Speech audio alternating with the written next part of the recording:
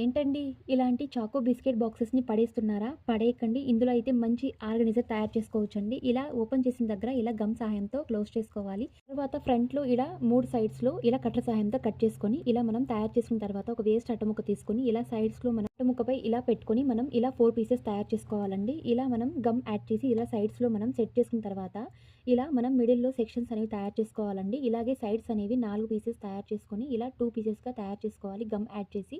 ఇలా నేను 2 సెక్షన్‌గా తయారు చేసుకున్నానండి. ఇలా పైన కనపడకుండా ఉండడానికి ఇలా వేస్ట్ క్లాత్ తీసుకొని ఇలా పిన్స్ కొట్టుకున్నానండి. ఇలా చివర్లో కొద్దిగా గమ్ యాడ్ చేసి ఇలా సెట్ చేసుకున్నానండి. ఇలా సైడ్స్‌లో కొద్దిగా 1 ఇంచ్ క్లాత్ తీసుకొని ఇలా ఫోల్డింగ్ చేసుకుంటూ ఇలా పిన్స్ కొట్టుకున్నానండి. క్యాప్ తీసుకొని ఇలా గమ్ సహాయంతో అంటించుకొని, ఇలా నేను ఒక థ్రెడ్ తీసుకొని పైన ఇలా అంటించుకున్నానండి. ఇదైతే మంచి ఆర్గనైజర్‌గా ఉంటుందండి స్టేషనరీ ఐటెమ్స్‌కి. లేదా ఇలా వాల్ హ్యాంగింగ్ చేసుకొని ఇలాంటి చిన్న చిన్న ఐటెమ్స్ కూడా పెట్టుకోవడానికి చాలా బావుంటుందండి. మరిన్ని ఇలాంటి వీడియోస్ కోసం ప్లీజ్ ఛానెల్‌ని like and subscribe. Thank you.